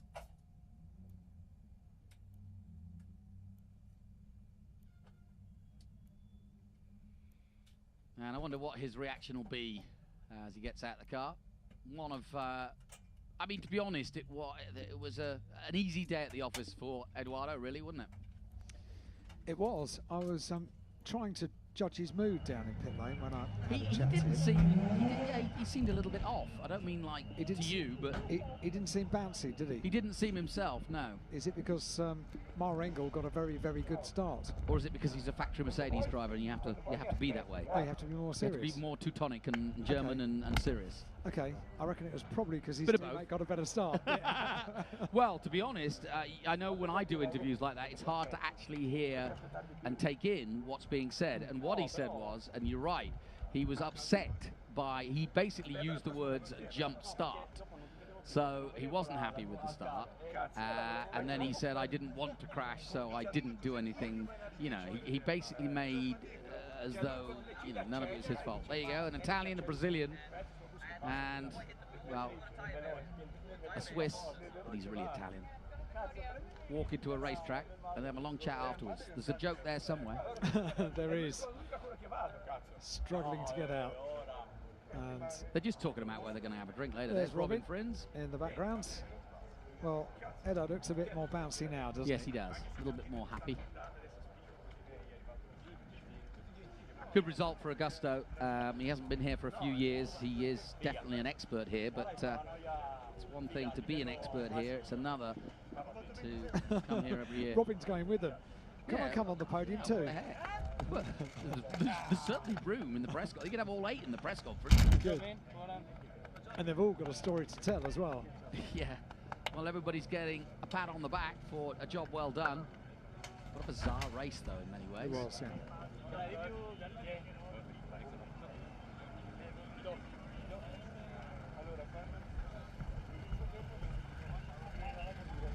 So they'll make their way up to the podium. And don't forget, more to come.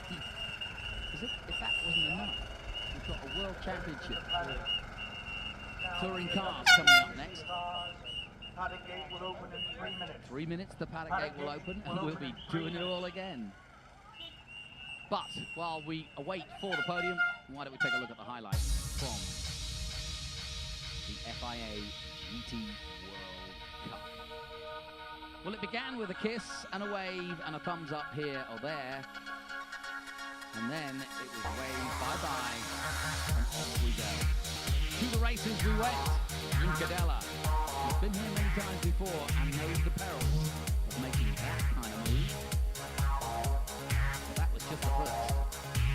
It was down towards Mandarin. They all went into line of stern, side by side. Mercedes won by Marrow into Lisboa, and then through into this moment at Police, which was catastrophic in many ways. I'd estimate about 50 miles worth of damage to those beautiful, beautiful supercars. But there you go. Even a surprise to the likes of Audi and Porsche and Mercedes who've seen it all before. In they rolled, only 4 cars. And then only 6, 7 in fact, would leave the pits. The man who they expected to lead them out, Engel, did not.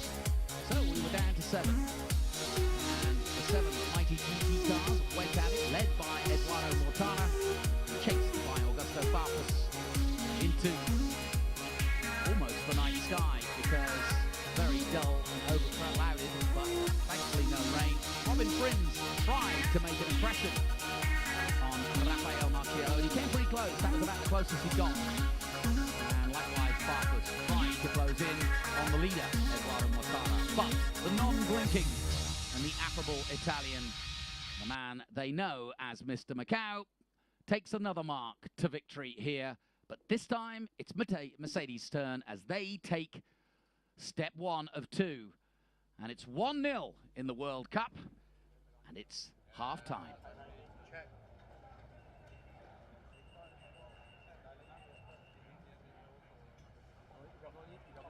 And as the AMG boys gather underneath the podium, we just wait for them to gather themselves up. Busy high-fiving in the background, I'm sure. Sure they are. Sharing stories. The cars going round to the grid for the WTCC tones of opening race. So can I ask to come forward onto the podium, please? In 3rd place, Raffaele Marciello for Mercedes. And as he says, third place. Attention in the paddock. Paddock gate is now open. Of Italy. Paddock gate is now open. In second place for BMW, Brazil, Augusto Farfus. Augusto Farfus. Well done, Augusto. We've seen the podium here at Macau many times before. And the winner at Macau yet again, Eduardo Mortara for Mercedes. 6 wins now for the mighty Eduardo. And now Mortara. to make the presentation to the third place finisher, can I ask Mr. Arnaldo Ho to come forward, the Assistant Chief Operating Officer of SJM. Operating Officer of SJM will be handing out the prizes first of all to Laurel Raffaele to Raffaele Marciello and the trophy. And then for the second place, number 18. Second place then to receive the trophy, Augusto It's Farfus from Dr. Rui Cunha, the director of SJM. Dr. Rui Cunha.